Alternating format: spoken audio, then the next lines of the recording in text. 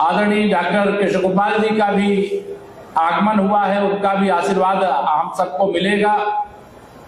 और जिन श्री जगदीश मिश्र बाल्टी बाबा जी के नाम से, जिनको आप भी जानते हैं, देश भी जानता है, जिन्होंने एक बहुत बड़ा कार्य किया है, शिक्षा के ऐसे मंदिर का निर्माण किया है। देखने से ही ध्यान में आया है कि यह विद्यालय आने वाले समय में कुशीनगर के लिए तो साबित ही होगा बहुत कुछ, लेकिन उत्तर प्रदेश का भी मान बढ़ाएगा, देश का मान बढ़ाएगा, ऐसा मैं विश्वास करता हूं और शुभकामनाएं भी देता हूं।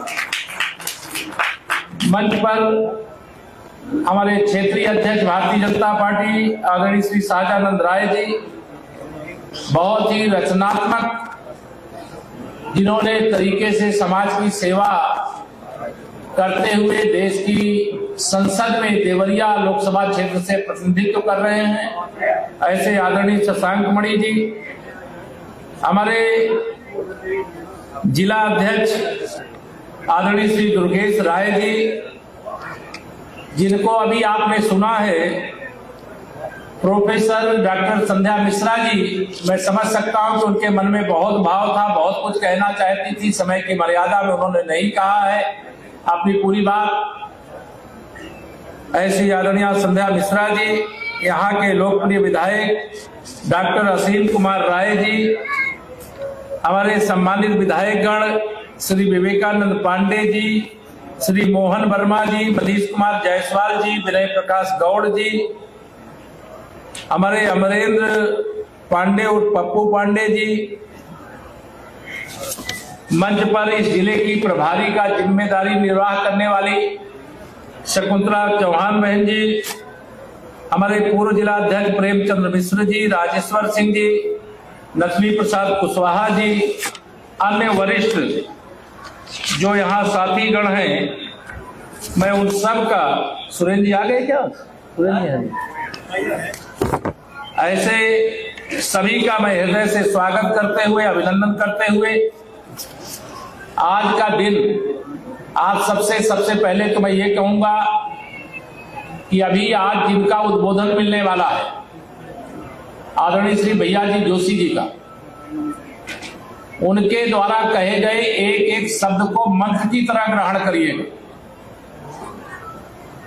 यह सौभाग्य की बात है जो विश्व के सबसे बड़े संगठन राष्ट्रीय स्वयंसेवक संघ के सरकारवाह के रूप में हम सबका मार्गदर्शन करते थे, आज वही कुशीनगर की धरती पर, और इसके लिए किसी को श्रेय जाता है तो बाल्टी बाबा जी को जाता है कि उन्होंने आज दो हमारे शीर्ष लोगों को यहाँ पर बुलाने का काम किया। तो उनकी बातों को अभी ध्यान से सुनने का काम करिएगा। आज यहाँ उपस्थित सभी हमारे बड़े बुजुर्ग, सभी नौजवान दोस्त, मेरी सभी माताओं बहनों, और मैं सभी स्टॉलों पर नहीं आ पाया हूं, जो हमारे समूह की दीदियों के द्वारा अनेक प्रकार के उत्पाद तैयार करने का काम किया जा रहा है। अलग अलग विभागों के स्टॉल भी यहाँ पर लगे हुए हैं। हम सब गांव के रहने वाले हैं, क्षेत्र के रहने वाले हैं। कई ऐसी चीजें होती हैं जो शायद कलेक्ट्रेट में जाकर के हमको नहीं मिलने का, समझने का मौका मिलता है। ये स्टॉल लगे, इनका उपयोग करिएगा। आप सभी जानते हैं, देश में माननीय श्री नरेंद्र मोदी जी के नेतृत्व में 2014 से जो आप सबके आशीर्वाद से सरकार बनी है, और 2017 से योगी आदित्यनाथ जी के नेतृत्व में जो उत्तर प्रदेश की सरकार बनी है, ये डबल इंजन की सरकार कुशीनगर का सर्वांगीण विकास करते हुए, गरीबों के जीवन के दुखों का अध्ययन करके, गरीबी को दूर करते हुए, गरीबों को अमीर बनाने के रास्ते बनाते हुए, नौजवानों के उज्जवल भविष्य के लिए, अन्नदाता जो हमारा किसान है उसकी आमदनी बढ़ाने के रास्ते खोजते हुए, जो हमारी महिलाएं हैं उनका सशक्तिकरण करने की दिशा में एक नहीं अनेक कदम उठाने का काम किया गया। मैं आप सबको आज यहाँ पर आश्वस्त करना चाहता हूं।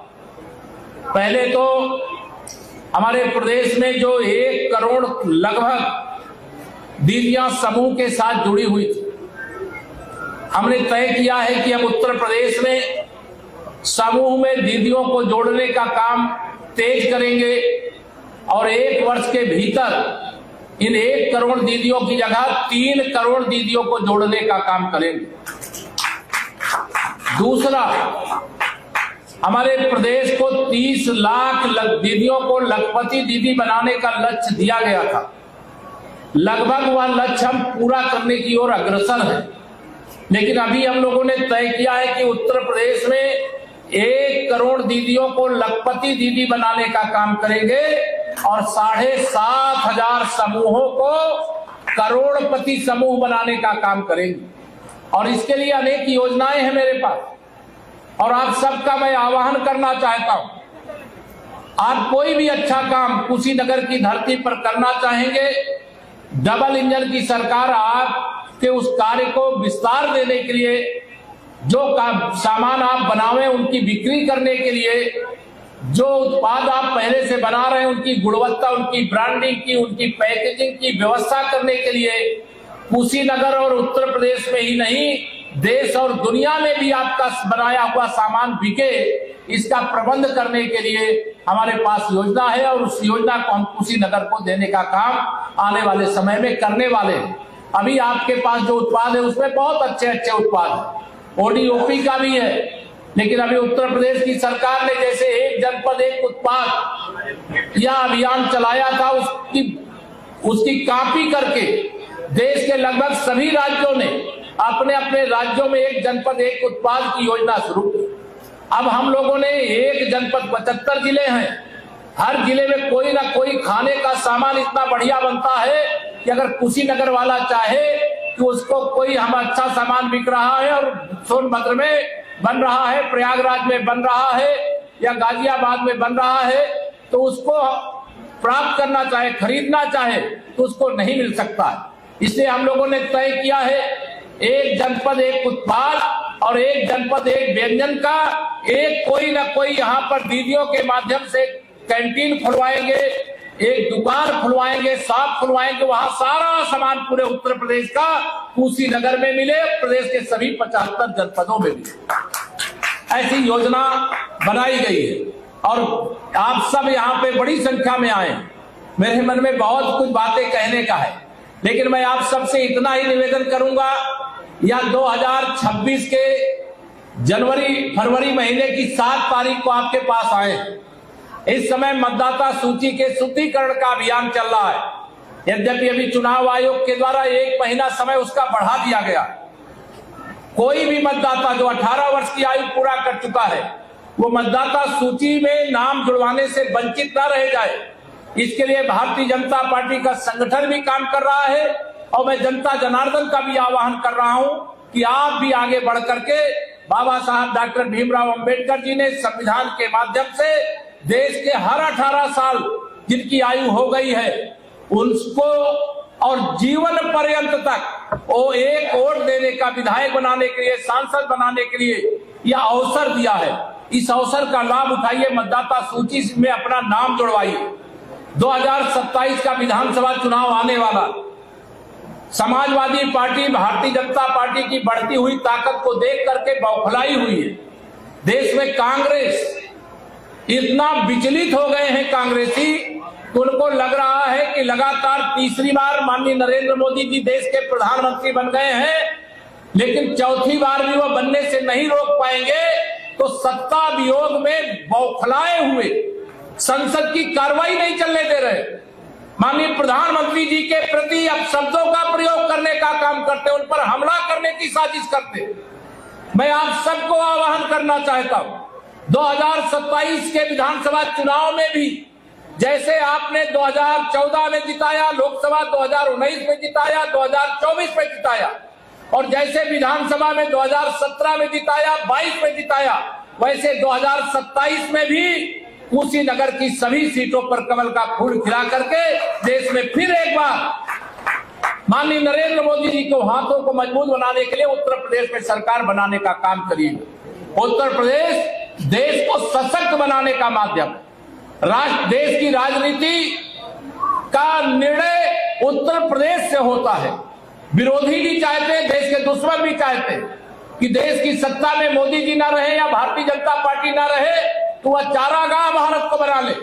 घुसपैठियों को यहां पर लाने का काम करे, हर योजना में भ्रष्टाचार करके गरीबों का हक लूटने का काम करे, किसानों का हक लूटने का काम करे, हमारे युवाओं के भविष्य को लूटने का काम करे। लेकिन अब ये सब चलने वाला नहीं है। देश विकास के पथ पर अग्रसर हो गया है, और जब देश विकास के पथ पर अग्रसर हो गया है तो अब पीछे मुड़ करके देखने की जरूरत नहीं है। हम देश में दुनिया की चौथी अर्थव्यवस्था बन चुके हैं, 2027 में तीसरी अर्थव्यवस्था बनेंगे। हम विकसित भारत, विकसित उत्तर प्रदेश और विकसित कुशीनगर के लिए आप सबका आह्वान करते हैं। आने वाले समय में राजनीतिक दृष्टि से भी हम सब एकजुट होकर के ऐसे राजनीतिक विरोधियों को जो गुंडागर्दी करते हैं, जो अपराध करते हैं, जो माफियाओं का संरक्षण करते हैं, दंगाइयों का संरक्षण करते हैं, घुसपैठियों के रखवाले बने हुए हैं, उनको सबक सिखाने का काम करना। करोगे? दोनों हाथ उठा के करोगे? मैं आपसे यही सब अपील करने के लिए आया हूं, और आप सबके जीवन को खुशहाल बनाने के लिए डबल इंजन सरकार आपके लिए समर्पित है। केंद्रीय बजट आ चुका है, प्रदेश का बजट आने वाला है, और इस बजट के माध्यम से हम सब उत्तर प्रदेश को बहुत आगे लेकर के जाएंगे, ऐसा विश्वास दिलाते हुए आदरणीय बाल्टी बाबा जी के प्रति हृदय से आभार प्रकट करते हुए कि आज के कार्यक्रम में उन्होंने मुझे बुलाने का जो कार्य किया, मुझे आने का मौका मिला। मेरे दोनों संगठन के शीर्ष अधिकारी भी यहाँ पर आए हैं, उनका भी मुझे आशीर्वाद मिला। मैं इसके लिए हृदय से धन्यवाद करते हुए, आप सबका स्वागत और अभिनंदन करते हुए, आप सबके खुशहाल जीवन की कामना करते हुए आप सबको नमन करता हूं, प्रणाम करता हूं। और बाबा जी की जो धर्मपत्नी थी, उनका दुखद निधन हुआ। आज मुझे बताया गया कि आज उनकी पुण्यतिथि है। पुण्यतिथि पर मैं उन्हें भी नमन करता हूं। आदरणीय डॉक्टर संध्या मिश्रा जी, जिन्होंने एक बहुत अच्छा विद्यालय यहाँ पे शुरू किया है, उस विद्यालय के उज्जवल भविष्य की कामना करता हूँ। जहाँ जैसी भी जरूरत होगी हम भी आपके साथ हैं, इतना निवेदन करके अपनी वाणी को देता हूँ विराम। जरा दोनों हाथ उठा करके बोलिए जय श्री राम, जय श्री राम, भारत माता की। बहुत बहुत धन्यवाद।